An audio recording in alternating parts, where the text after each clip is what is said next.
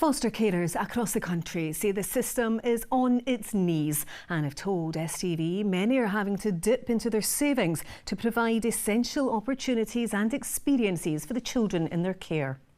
More than half have had to cut back on food and energy spending in response to rising costs and claim the money they're given by the council barely feeds and clothes the young people they're taking care of. Caitlin Hutchison reports. Against a backdrop of rising costs, making ends meet is becoming more of a challenge for people like Leanne. She's been a foster carer for almost 10 years now, during which time she's seen little change in childcare allowances.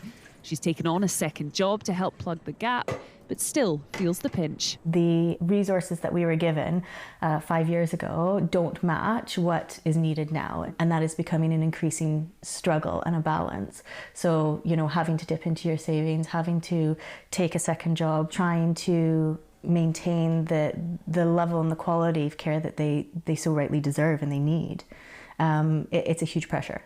Research by the union that represents foster carers found that over half have already cut back on food and energy, not just their leisure spending. It's really not fair for the kids. They are in these situations through no fault of their own.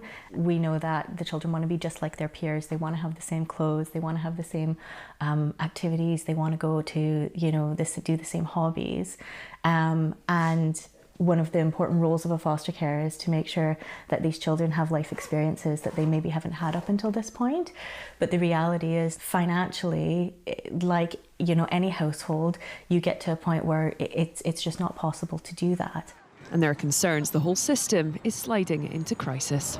In Falkirk, despite the number of children in care rising by more than 80% over the last few years, the number of foster carers has fallen by around 20%. That means private agencies are having to provide nearly half of all placements. And that paints a picture of what's going on across the country, with foster carer numbers also down in Glasgow, in Edinburgh and in Argyll and Bute.